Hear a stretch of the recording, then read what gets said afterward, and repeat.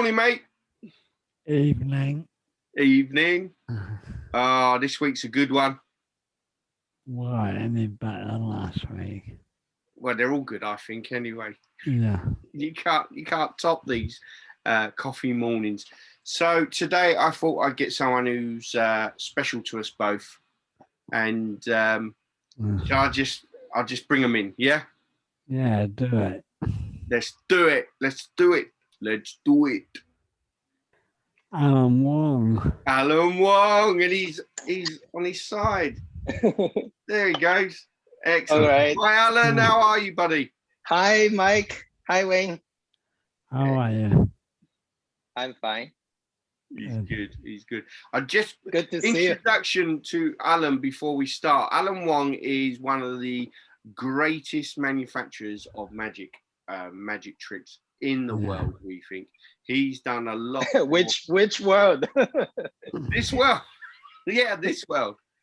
He's done a hell of a lot for us at D-Trick and with Wayne, bringing to life some of Wayne's great creations. And Alan, it's a pleasure to have you on this coffee morning this morning.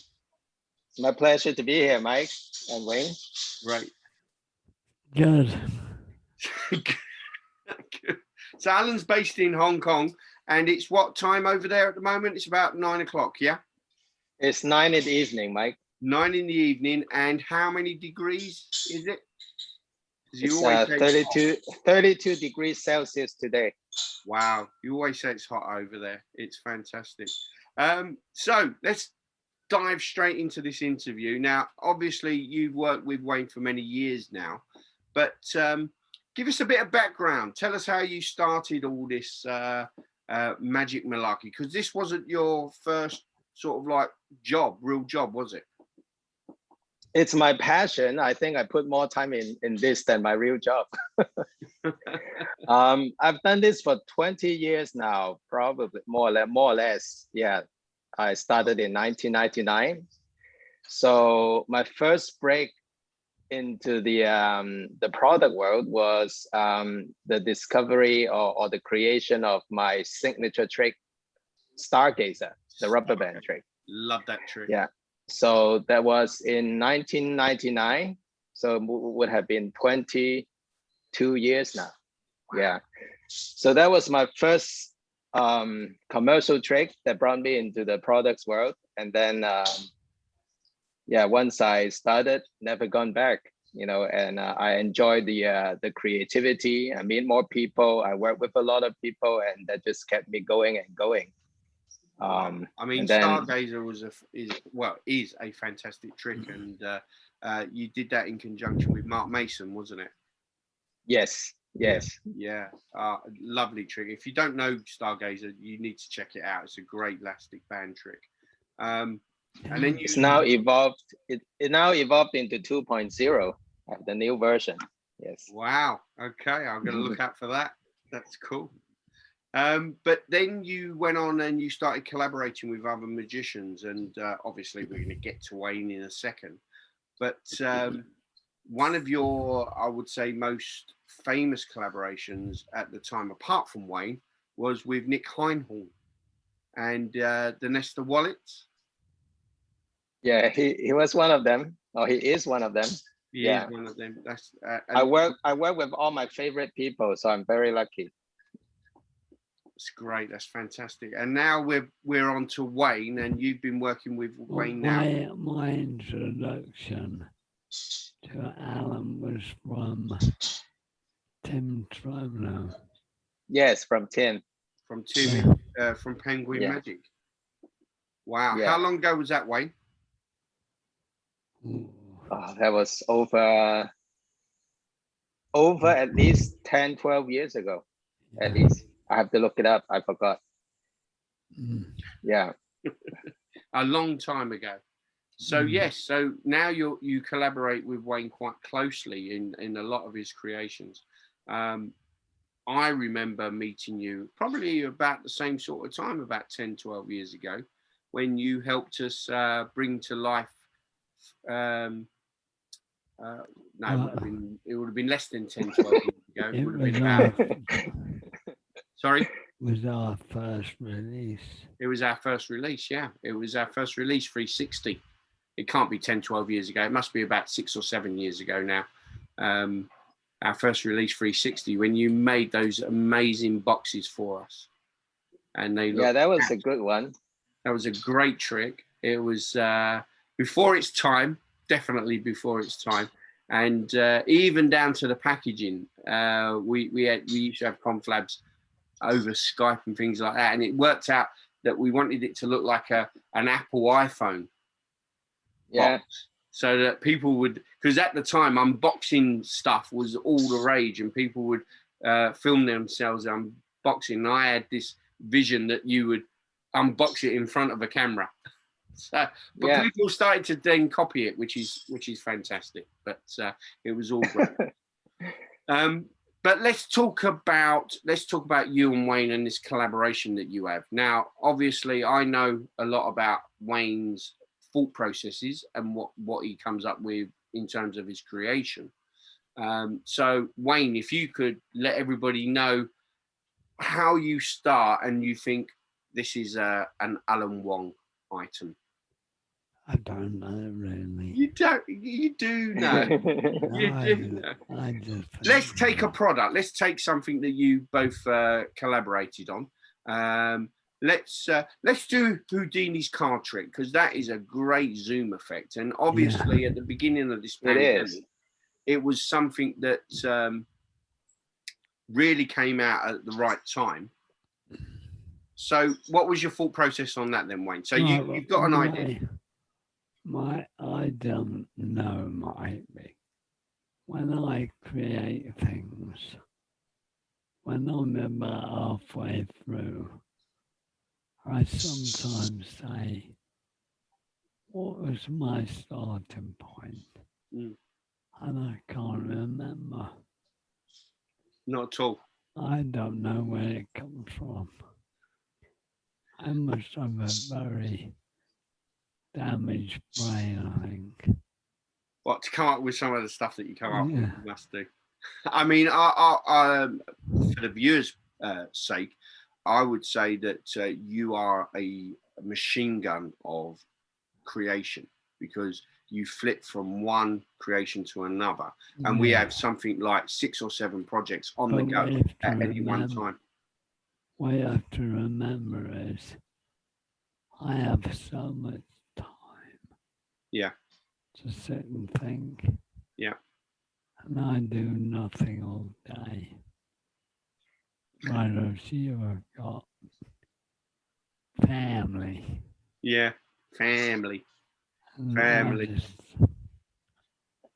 So I just as a bit of a background, Wayne comes up, and like I say, we work on 6 or 7 projects, and probably you, Alan, are working on at least 3 or 4 of those 6 or 7 projects with Wayne at any one time, and it becomes a bit of a juggling situation for me.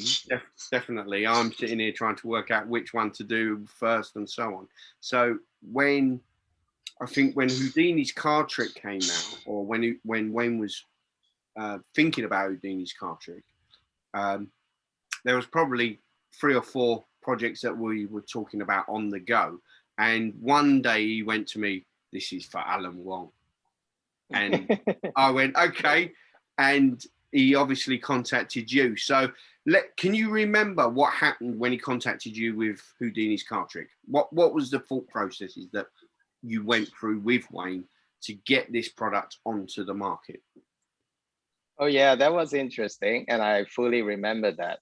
So Brilliant. Wayne came to me, and he showed me a card with what that was look like the card in the Houdini's card trick now, which is a picture that forms one of the 4 cards, but it was in like plain cartoon graphics. And then Wayne said, we need a wallet with 4 outs, and you choose a card and you bring out the prediction. I said, that's very commercial, very nice, but it has been done so many times before. And so I said, in a way, we had a Houdini theme and quite a good success with the what Wayne thought up with the Houdini's diary. I said, Yeah, sure. so why don't we go with a theme, with a Houdini theme, and make it an interesting story? I said a wallet with 4 outs, it just wouldn't work because it's not a bad trick, but it's nothing too groundbreaking here. Yeah. So we I talk to Wayne almost every day now. So every meeting we talk a bit and we explore the ideas, and then at the end we came up with an interesting story that we knew who, and part of it were real for most of the Sure. for most of the history. So Houdini, it's not just an escape artist with handcuffs. He's at one time he also called the king of cards. So he's a card person, and he always liked to attract publicity. So that all goes into the routine to give a reason for the cards. So I made an antique photograph with all the card pictures. I actually made that picture with real antique cards that wasn't Photoshop. So it came out really well. And then we developed 4 different outs that looks like it's one of a kind. Very commercial, very easy to do, but there is enough customization and a storyline to make it interesting. So that was how it turned out to be the Houdini's card trick. Sticking with the Houdini theme, this is something that you and Wayne are doing on a regular basis now. We've got, I'll see if I can reel them off from memory. We've got Houdini's card trick. We've got Houdini's diary. There's Houdini's watch. There's Houdini's pets.